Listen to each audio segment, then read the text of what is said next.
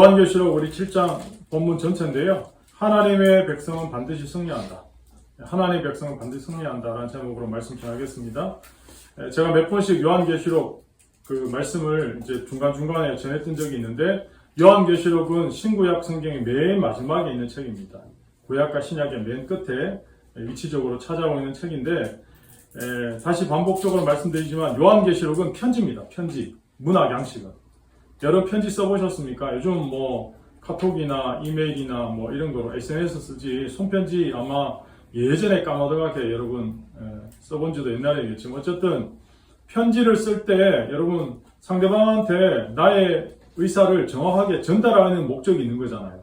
근데 상대방한테 편지를 보냈는데 내 생각을 전혀 알아듣지 못하게 편지를 보낸다. 그럼 편지로서의 역할이 없는 거죠. 편지는 내 생각, 내 의사, 나의 모든 생각들을 상대방한테 분명히 인지시키는 게 편지의 주된 목적이거든요.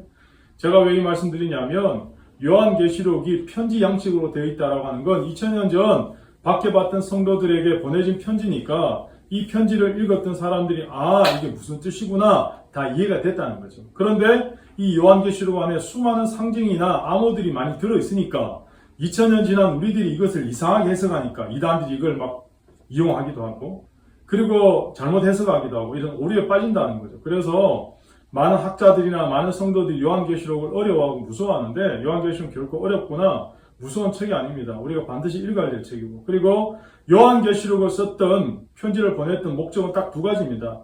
환난받던 성도들에게 위로를 전해요. 위로를 주기 위해서. 두 번째는 소망을 주기 위한 책이거든요. 그래서 요한계시록의 핵심 그 목적은 위로와 소망의 책입니다. 그래서 요한계시록을 읽으면 위로가 되고 소망을 경험한 책이기 때문에 반드시 읽어야 되고 너무나 중요한 거죠. 그런데 교회 역사적으로 보면 요한계시록은 암호와 상징으로 또 이상한 막 용들이 나오고 이야기가 나오니까 어려운 책이야. 그래서 다 이렇게 좀 관라밖으로 이렇게 제껴놓은 책인데 절대로 그렇지 않다는 거죠. 요한계시록은 특별히 반모섬에 유배되어 있던 사도 요한이 경험했던 환상을 뼈대로 삼아서 기록된 성경입니다. 가장 먼저 나온 환상이 소아시아 7교회에 대한 환상이거든요. 이 소아시아 7교회가 그 당시에 터키에 존재했던 에베소, 서머나 다 그런 교회잖아요. 오늘날도 지금 터키 땅에 있잖아요. 그런 7교회에 대한 환상이 첫 번째 환상. 그리고 4장부터 16장까지는 두 번째 환상인데, 타락한 세상을 향해 하나님이 심판하십니다. 근데 하나님이 그 심판의 도구로 쓰시는 게 7가지 인을 떼세요. 그래서 첫 번째 인 뗄 때마다 하나님의 진노, 두 번째 인 뗄 때마다 그래서 7인, 그 다음 7 나팔, 그 다음에 7 대접에 대한 환상이 4장부터 16장까지 등장합니다. 요한계시록을 통해서 하나님은 타락한 세상을 심판하십니다. 근데 여러분, 하나님의 심판은 심판이 목적이 아니에요. 하나님의 심판은 회복이 목적이에요. 구원이 목적이에요. 성경에 등장하는 최초의 하나님의 심판이 노아 홍수 사건이거든요. 더 이상 인간이 타락이 이것보다 더 나쁠 수는 없다. 성경에 보면 죄악이 땅에 관영했다. 이것보다 더 죄를 지을 수 없을 정도로, 죄가 정말 하늘에 꽉 차 있을 정도로. 그래서 하나님이 사람 지으셨음을 한탄하시고 하나님 물로 세상을 홍수로 심판하시기로 작정하신 거죠. 그런데 하나님이 물로 세상을 심판하신 건 심판의 이 자체가 목적이 아니고, 심판 이후에 새로운 세상을 열기시기 위해서 새로운 구원을 위한 전 단계라는 거죠. 여러분, 건축에 있어서도 내가 살고 있는 집이 너무 낡았어요. 오래됐어요. 그러면 리모델링 해야 되는데 리모델링도 못할 지경으로 낡았어요. 그럼 어떻게 돼요? 완전히 다 허물어뜨려야 되죠. 완전히 다 허물어뜨리고 기초부터 새로 쌓아야 되거든요. 그런 것처럼 하나님은 새로운 집을 짓기 위한 파괴 자체가 목적이 아니죠. 심판 자체가 목적이 아니죠. 그래서 하나님은 요한계시록에 타락한 세상을 심판하시는데, 그 심판 가운데서도 하나님의 그 궁유의 은혜가 계속 녹아있는 책이 요한계시록입니다. 특별히 요한계시록은 하나님 마음이 전면적으로 드러나기보다는 곳곳에 은근히 내비치고 있는 책이라고 할 수 있죠. 외견상으로 볼 때는 죄와 악인들에 대해서 하나님의 공의 잣대로 심판하시고 재앙을 쏟아붓지만, 내심으로는 정말 다시 좀 돌아왔으면 좋겠다. 빨리 돌이켰으면 좋겠다. 기다리시는 그 아버지의 마음, 인내하시는 그 하나님 마음이 곳곳에 나타납니다. 사실 요한계시록은 이러한 하나님 아버지의 마음을 들여다보는 재미가 쏠쏠히 있는 책입니다. 오늘 우리가 함께 보시는 요한계시록 7장이 바로 그런 하나님 아버지의 마음이 응축되어 있는 말씀이라고 할 수 있죠. 제가 4장부터 16장까지가 두 번째 환상이라고 했잖아요. 그 두 번째 환상의 첫 번째 심판이 7인을 떼시는데 6장이 첫 번째 인부터 6가지 인을 떼시면서 심판하시거든요. 근데 7째 인을 떼셔야 되는데 갑자기 스탑하시고 7장이 삽입으로 들어오는 거예요. 그리고 8장 가서 7번째 인을 떼시거든요. 그래서 6째 인과 7째 인 사이에 7장이 지금 삽입으로 들어간 거죠. 요한계시록 6장을 통해서 회개하지 않는 세상을 향해 하나님 드디어 재앙을 내리십니다. 분명히 회개하지 않고 불의한 세상을 향해 하나님이 심판하시는 건 분명한데, 여러분 만약에 세상에 하나님의 심판이 주어질 때 하나님을 믿는 믿음을 가진 백성에게도 어떤 게 와요? 두려움이 있잖아요. 공포가 있잖아요. 세상이 심판을 보면서 나도 심판받는 거 아니야? 나도 저런 재앙이 닥치는 거 아니야? 하는 공포가 일어나는 건 당연하거든요. 오늘 우리가 살고 있는 세상에 요한계시록 6장에 있는 이런 재앙들이 실제로 현실에 펼친다고 생각해 보세요. 정말 끔찍할 거예요. 하나님은 지금 이러한 하나님의 자녀들의 마음을 아시고 섬세한 손길로 위로하시고 특별히 요한으로 하여금 이것을 기록하게 만드시고 있는 거죠. 하나님은 이미 우리가 하나님 백성들이 박해의 시대를 지나오면서 당하게 될 고통이나 낙담을 하시고 하나님 백성들을 배려하는 장치들을 계속 사용하셨습니다. 그게 바로 요한계시록 4장 5장입니다. 하나님은 요한에게 하늘 보좌를 보여주세요. 그래서 요한뿐만 아니라 하나님의 백성들이 영적으로 하늘 보좌의 광경을 목도하도록 초대하시는 거죠. 그래서 하늘 보좌에서 세상을 내려다보아라. 절대로 세상의 눈높이에서 세상에서 당하는 문제를 바라보지 말라는 거예요.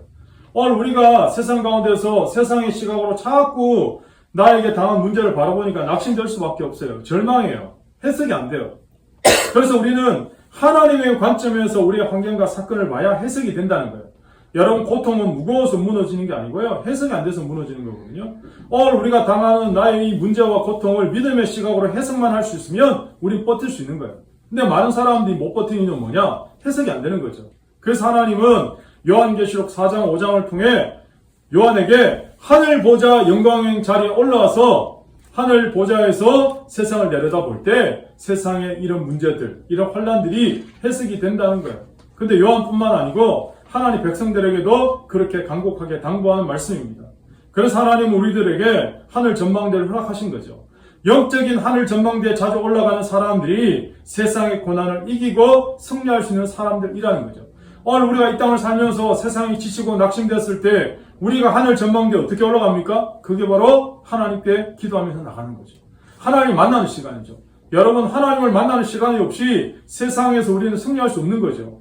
지난번에도 제가 잠깐 설명드렸지만 하나님은 6번의 인을 떼시면서 세상을 심판하실 때 하나님 백성들이 혹시 실족할까봐 재앙의 강도를, 심판의 강도를 조절하시거든요. 너무 세게 세상을 때리면 하나님 백성도 실족할까봐. 그래서 끊임없이 기다리시는 거죠. 더 나아가서 이러한 재앙은 어린 양 대신 예수 그리스도께 위탁된 재앙이라는 거죠. 다시 말해서 세상에서 세상의 모든 죄를 지시고 우리의 모든 죄를 지고 십자가에 피 흘리신 하나님의 어린 양 되신 예수님께서 3일 만에 부활하셔서 이제 승천하셔서 다시 세상을 심판하신 심판주로 역사하신다는 거예요. 그래서 그게 우리에게 위로예요. 왜 위로가 되냐?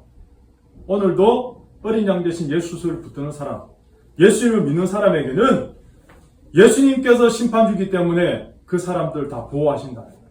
그래서 우리는 거칠고 공유로운 신앙의 이 재앙의 장면 속에서 온화하고 부드러운, 그리고 하나님께서 그렇게 다루시는 인자한 숨결을 느낄 수 있는 거죠.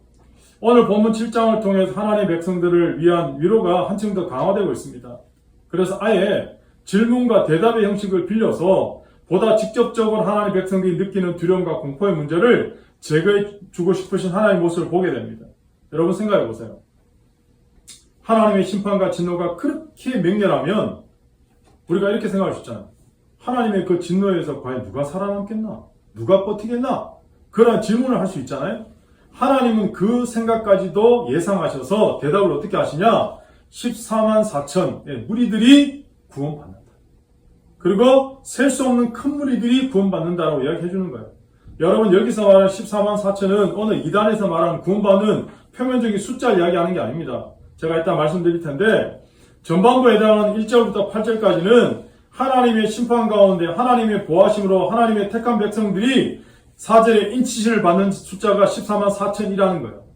후반부인 9절부터 17절까지는 9절을 보시면 아무도 능히 셀 수 없는 큰 무리라는 표현으로 하나님의 택한 백성을 설명하고 있는 거죠.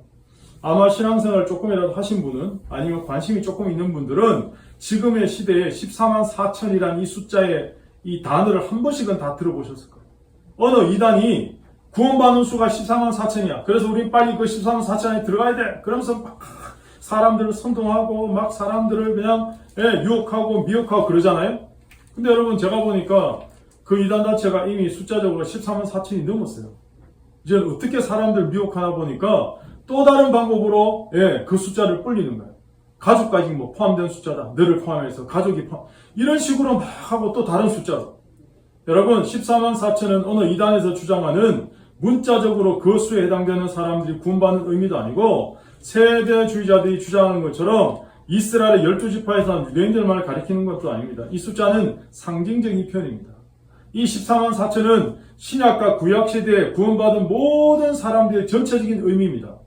14만 4천은 구약의 교회를 상징하는 12지파와 신약의 교회를 상징하는 12사도를 합쳐서 더 나아가서 많다, 충분하다 뜻을 가진 천이라는 숫자, 원래 군대 숫자인데 이 천을 곱해서 14만 4천이 나온 것입니다. 그래서 믿음을 가지고 있는 신구약의 모든 교회, 모든 성도들을 가리키는 상징적인 숫자입니다. 구원받은 교회야말로 하나님의 군대로서 온전한 신실함을 가지고 짐승이 나타나는 이 시기에도, 시험의 시기에도 충성을 지키는 모든 구원받은 백성이라는 거죠. 결국 주님의 답을 요약하면 이렇습니다. 내 백성은 결코 망하지 않는다. 내 백성의 운명은 내가 접수한다. 내 백성은 반드시 승리한다. 이게 바로 주님의 답이에요. 이게 주님의 배려예요. 하나님은요, 오늘 저와 여러분의 체질을 너무 잘 아십니다. 우리가 얼마나 조그만 사건에도 낙심하고 조그만 환경만 바뀌어도 하나님 안 계시는 것처럼 안달하고 휘청거리고 넘어지고 시험 드는지 아신다는 거예요. 그래서 하나님은 지금 우리에게 요한계시록 7장을 보여주시는 거죠. 우리 눈앞에서 펼쳐지는 환경이나 세상에서 들리는 흉흉한 소리나 현실적인 역경 앞에 쉽게 좌절하는 우리들을 향해서 주님은 우리에게 이 본문을 말씀하고 계시는 거죠. 오늘 저와 여러분이 보신 이 요한계시록 7장은 6장과 8장 사이에 삽입된 장면입니다. 그러면서 갑자기 하나님이 6장에서 심판을 열거하시다 갑자기 왜 7장을 삽입했을까요? 7장, 6장 본문의 맨 마지막 절 17절 이렇게 되어 있거든요. 그들의 진노의 큰 날이 이르렀으니 누가 능히 서리요 하더라. 이렇게. 다시 말해서 6장 마지막에 그 무서운 하나님의 심판 앞에 누가 견디겠느냐 이런 질문을 던지고 그에 대한 대답으로 7장이 사는 거죠. 근데 7장 1절에 이렇게 되어 있잖아요. 이 후에 내가 내 천사가 땅 내 모퉁이에 쓴 것을 보니 땅의 사방에 바람을 붙잡아 바람으로 하여금 땅에나 바다에나 각종 나무에 불지 못하게 하더라. 이렇게 됐어요. 여러분 요한계시록을 제가 말씀을 전할 때 가끔씩 하는 이야기 중에 요한계시록에 등장한 내용을 해석할 때 가장 경계해야 될 자세가 뭐냐? 문자적으로 표면적으로 해석하는 일이거든요. 오늘도 본문을 보시면 하나님의 수하에 얼마나 큰 천사가 있기에 4명의 천사가 이를 다 감당하면서 온 세상에 있어서 바람을 붙잡지 하는 생각하시면 안 된다는 거예요. 4명의 천사가 온 세상에 바람을 붙잡는 행동은 일종의 묵시적 문학 양식인데 자연의 세력이 천사의 통자리에 있다. 이걸 의미하기 위해서 이렇게 쓴 거예요. 여러분 이스라엘 사람들은요 누구보다 사막이 몰아닥친 열풍이 초래하는 이 결과를 경험적으로 알고 있는 사람들이거든요. 쉽게 말해서 우리가 사는 지역에 만약에 매년마다 엄청난 쓰나미나 태풍을 경험하고 있다면 이야 자연을 통한 대재앙이 얼마나 큰지 알잖아요. 그래서 이 대재앙이 통제되지 않는다면 내가 살고 있는 이 지역에 살아남을 사람이 없구나 이미 경험하고 있는 거야. 알고 있는 거야. 마찬가지로 하나님께서는 천사들로 하여금 재난을 몰고 오는 역경의 바람을 가로막도록 지금 지시하고 계시는 거죠. 더 나아가서 2절 3절에 보시면요. 또 봄에 다른 천사가 살아계신 하나님의 인을 가지고 해 돋는 데로부터 올라와서 땅과 바다를 해롭게 할 권세를 받은 네 천사를 향하여 큰 소리를 외쳐 3절에 이르기 이르되 우리가 우리 하나님의 종들의 이마에 인치기까지 땅이나 바다나 나무들을 어떻게 해요? 해하지 말라 하더라 이렇게 나와요. 1절 마지막에 불지 못하게 하더라. 3절 마지막에 해하지 말라 하더라 라고 나오거든요. 이 말은 무슨 말이냐? 결국 하나님께서 사랑하는 하나님의 백성들을 심판 중에도 보호하고 계신다는 거죠. 여기서 여러분 인친다는 건 도장 찍는 거거든요. 당시에 자기의 문서나 소유물이나 노예 문서에 대한 소유권을 보호하는 보증으로 사용됩니다. 그래서 우리가 하나님에게 인을 받았다라고 하는 것은 강력한 심판의 천사들이 행하는 파괴에서도 하나님의 백성들이 보호한다는 이 의도로 사용되려고 하는 거예요. 다시 말해서 하나님의 백성들이 인침받을 때까지 재앙이 연기되는 거예요. 하나님은 세상의 모든 사람들이 진리를 알고 구원받기를 원하세요. 아직 하나님은 기다리고 계시는 거예요. 왜? 구원받도록 하기 위해서. 더 나아가서 재앙 가운데서도 하나님의 백성들을 철저하게 보호하신다는 표시라는 거죠. 성경적으로 인치심은 한마디로 말하면 주님이 우리를 하나님의 소유로 삼으셨다는 의미거든요. 그래서 우리가 하나님의 소유가 되는 길은 하나님 편에서는 은혜를 베푸시는 거예요. 여러분, 하나님이요, 모든 사람들에게 다 은혜를 베푸셔요. 그래서 자연법칙이 있잖아요. 여러분, 햇빛이 착한 사람에게만 비칩니까? 악한 사람에게도 똑같이 비쳐요. 비가 착한 사람 땅에만 비가 내리고 악한 사람 땅에는 비가 안 내리고 그런 거 아니잖아요. 골고루 내리잖아요. 이게 하나님의 자연 질서거든요. 하나님의 동일한 은혜거든요. 다시 말해서 하나님은 모든 사람에게 동일한 은혜를 다 베푸시는 거예요. 로마서 1장에 보시면 하나님의 이 창조주 되심을 만물에 다 보여주셨대요. 하나님은 만물에 하나님 계심을 다 보여주셔서 마지막 날 심판할 때 나 하나님 못 만나는데요. 나 하나님 있는 거 못 들었는데요. 어떻게 해요? 핑계할 수 없다. 이렇게 말씀하신다. 더 나아가 하나님 우리 안에 양심을 주셨거든요. 우리 안에 하나님을 알만한 마음을 이미 디자인에 심어주신 거예요. 그런데 여러분, 많은 사람들이 이렇게 얘기하죠. 나는 하나님 몰라. 근데 하나님은 이미 우리 안에 양심이라는 걸 심어주셨고 하나님을 알만한 DNA를 넣어주셨는데 인간이 그걸 계속 거부하는 거예요. 하나님 만나는 걸 거부하고 하나님과는 다른 쪽으로 계속 다른 방향으로 가니까 하나님을 못 만나는 거예요. 여러분, 우리가 조금만 하나님을 만날 수 있도록 마음의 문만 열면요, 하나님 만날 수 있어요. 예전에 그 고구마 전도왕 하셨던 김기동 집사님이 그 얘기 하시더라고요. 우리나라 기술이 얼마나 좋은지, 압력밥솥 이 고무 패킹이 얼마나 좋은지, 압력밥솥을 제대로 꽉 잠그면 태평양 심해 수천 미터에 던져놔도 물 한 방울 안 들어간대요. 그 정도 패킹이 잘 돼 있대요. 근데 여러분, 조금만 제대로 이렇게 닿지 않으면 어떻게 해요? 물이 꼬록꼬록 들어간다는 거예요. 똑같아요. 우리의 마음의 문도 내가 스스로 조금 열어야 들어오지. 예? 나는 마음을 꽉 굳게 닫고 있는데 하나님 살아계시니까 한번 역사해 보세요. 하나님 그렇게 능력 많으신데 나를 한번 변화시켜 보세요. 절대로 안 된다. 하나님 은혜는 계속 부어지는데 우리 편에서는 믿음을 가지고 주님 앞에 믿음으로 주님을 받아들여야 하나님의 이 역사가 일어나는 것이고, 그게 바로 하나님이 우리를 인치셨다는 확인하는 표시라는 거예요. 여러분, 내가 인침받은지 어떻게 확인되는지 아세요? 예수님을 나의 구주와 왕으로 고백하는 게 하나님 앞에 인침받은 표시라는 거예요. 그래서 우리는 오늘 요한계시록 7장을 통해 하나님의 인치심을 받은 하나님의 백성들이 세상 끝날까지 붙들어야 될 메시지가 뭐냐? 첫 번째, 우리가 이 땅을 살아가면서 붙들어야 될 가장 강력한 메시지는 하나님의 보호하심입니다. 보호하심. 사랑하는 여러분, 하나님이 우리를 보호하십니다. 고린도서 4장에 보면 우리의 존재를 질그릇 안에 담긴 보배다 이렇게 이야기하시거든요. 질그릇이다. 세상은요, 금수저니 흙수저니 이런 말들이 막 난무하잖아요. 근데 여러분, 우리가 분명히 알아야 될 사실은요, 우리는 원래 흙에서 왔어요. 여러분, 제가 장례식을 많이 집례해 봤잖아요. 화장을 하든 매장을 하든 인간은 다 흙으로 가게 돼 있어요. 왜? 흙에서 왔기 때문에. 우리의 존재 자체가 흙이라니까요. 그러니까 여러분, 금수저, 흙수저 말할 필요 없어요. 우리는 이미 흙이에요. 네. 원래 인간의 존재 자체가 흙입니다. 흙수저가 아니고, 흙수저 수준이 아니고 질그릇입니다. 오늘 세상에서 사람들이 소위 자기가 잘났다고 자랑하는 사람들 보면요, 실제로는 다 질그릇입니다. 자기는 금그릇이라고 포장하지만.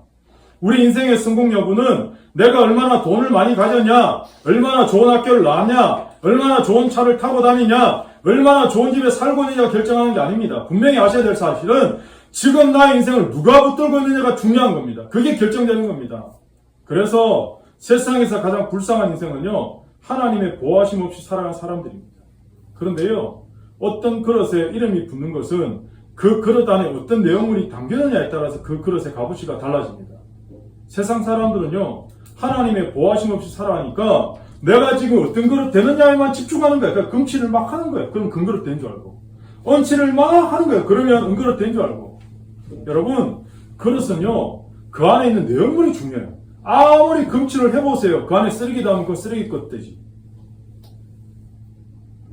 얹치를 막 해보세요. 그 그릇에 똥 담으면 똥그릇 되는 거예요. 나는 질그릇이에요. 나는 흙덩어리예요. 그런데 이 질그릇 인생 안에 보배이신 예수님을 담았기 때문에 나는 무슨 그릇이 되는 거예요? 보배 그릇이 되는 거예요. 오늘 그게 바로 저와 여러분의 정체성입니다. 그러므로 오늘 우리의 인생을 누가 밀어줍니까? 누가 우리의 보호자입니까? 우리가 이 땅을 살아가는 동안 하나님 우리를 보호하신다는 사실을 날마다 확신하고 인식하고 살아가는 게 대단히 중요하다. 저는 예수님 믿고 나서 제가 은혜 받은 말씀 가운데 제가 혼자 교회 다닐 때 여러 환경들이 너무 힘들고 미래도 불안정하고 어떻게 될까? 그럴 때 저의 가슴을 펴게 만들고 버티게 만들었던 성경 구절 가운데 하나가 시편 3편이거든요. 시편 3편에 보면 제목을 이렇게 달아놨습니다.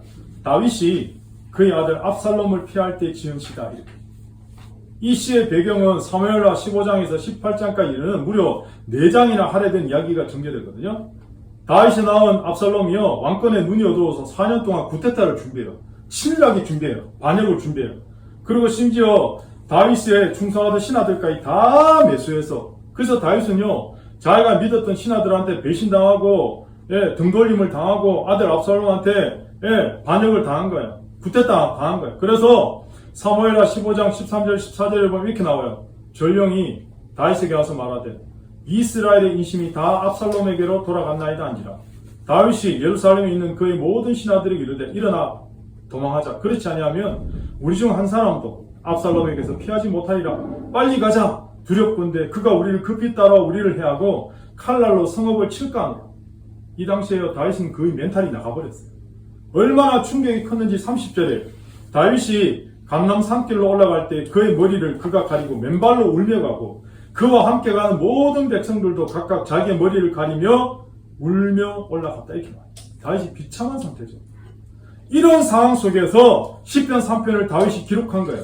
그런데 시편 3편의 1절 2절 이렇게 시작하죠. 여호와여 나의 대적이 어찌 그리 많은지요. 일어나 나를 치는 자가 많으니이다.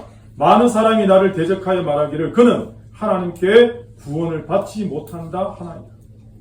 다윗은요, 아들이 반란 일으키고 신하들이 다 배신했으니까 얼마나 내적인 자괴감이 크겠습니까?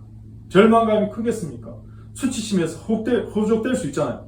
근데 그래도 내가 아직까지 왕인데 대놓고 다윗한테 감히 당신은 하나님께 구원 못 받습니다 말할 사람이 있겠어요? 없잖아요. 그런데 사람이 어떤 상황이나 환경 가운데 깊은 좌절과 절망에 빠지면 주변 사람들이 다 나를 비우는 것처럼 여기게 되거든요. 사람들이 막 웃고 있어도 나를 비웃나? 뭐라고 수근거려도 나를 조롱하나? 그리고 칭찬을 해도 이 사람 나를 놀리나? 그냥 기분이 나쁜 거야. 사람이 다 그렇거든요. 그런데요, 다윗이 딱 지금 그 상황이에요. 여러분, 그런데 다윗이 그런 상황에 놓였을 때 그럼에도 불구하고 붙들었던 고백이 뭐냐? 6절이거든요. 천만인이 나를 애워싸 진친다 해도 나는 두려워하지 않겠습니다.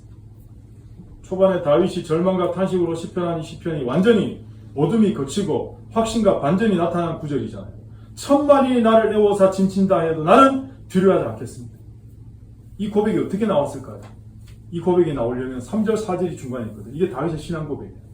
여호와여 주는 나의 방패시오 나의 영광이시오 나의 머리를 드시는 자이시니이다. 내가 나의 목소리로 여호와께 부르짖으니 그의 성산에서 응답하십니다. 오늘 우리가 마찬가지거든요. 지금 개인적으로 이 현실이 너무 답답해요. 이 상황이 너무 깝깝해요. 사회를 봐도 그렇고 국가적으로도 봐도 그렇고 다윗처럼 1절 2절에서 느끼는 절망과 탄식이 절로 나올 수 있거든요. 그런데 우리 인생이 1절과 2절에서 머무는 게 아니라 6절처럼 천만의 원수가 나를 애워 진친 자더라도 나는 두려워하지 않겠습니다. 이 고백이 나오려면 우리의 인생의 시선이 3절 4절로 돌려져야 된다는 거죠. 오늘 우리 중에도 1절 2절에 머물러서 이래도 섭섭하고 저래도 섭섭하고 혼자 구렁텅에 빠져서 이리 뒹굴 저리 뒹굴 하는 사람들이 있다면 이 예배를 통해서 우리를 보호하시는 만군의 여호와 하나님께 우리의 시선을 돌려야 된다는 거죠. 그래서 이렇게 한번 선포해 봐야 됩니다. 그까이 하나님 나를 보호하시는데 누가 나를 건드려? 천만인이 둘러서서 위협해도 나는 절대로 두려워하지 않을 거야. 하나님이 나를 보호해주고 계시기 때문에 이렇게 고백할 수 있다는 거죠. 이게 바로 하나님의 보호하심을 확신하는 하나님의 백성들이 가져야 될 믿음의 본질이라는 거죠. 여러분, 이 요한계시록 6장과 8장 사이에 있는 이 혈장을 사유하셔서 누가 이 하나님의 심판을 견뎌낼 수 있는가? 바로 하나님의 택함받은 하나님의 자녀들, 내가 그들을 보호해주겠다 라는 이 메시지를 하나님 주고 계신 거죠. 오늘 우리가 힘든 현실을 바라보고 탄식과 절망으로 눈물 짓는 삶이 아니라 눈을 들어 하나님을 바라보며 담대한 믿음과 확신을 가지고 전진한 인생이 하나님은 되기를 원하십니다. 전 다시 오늘 예배를 통해 여러분에게 이 음성이 들려질 뿐만 아니라 이 말씀을 가슴에 새기고 삶의 인정으로 돌아가실 수 있길 바랍니다. 내가 너를 보여주겠다. 그러니까 걱정하지 말고 담대하게 너의 인생을 나아가라. 두 번째는 하나님께서 인치심 받은 하나님의 백성들이 세상 끝날까지 붙들어야 될 두 번째 메시지는 세상을 향해서 하나님의 사랑을 품고 선교적 사명을 다하고 살아야 된다는 거죠. 여러분, 이게 우리의 삶의 목적과 방향입니다. 여러분, 목표보다 중요한 건 목적이거든요. 속도보다 중요한 건 방향입니다. 그런 의미에서 오늘 예배를 통해서 우리가 다시 우리의 삶에서 잘못된 목적과 방향이 있다면 궤도를 수정해야 돼요. 어떤 궤도를 수정해야 됩니까? 우리는 세상 한가운데서 하나님의 사랑을 품고 선교적 사명을 다하고 살아야 되는 존재라는 거죠. 그래서 9절에 보시면 이 일 후에 내가 보니 각 나라와 족속과 백성과 방언에서 아무도 능히 셀 수 없는 큰 무리가 나와 흰옷을 입고 손에 종려가지를 들고 보좌 앞과 어린 양 앞에 서서 이렇게 나와요.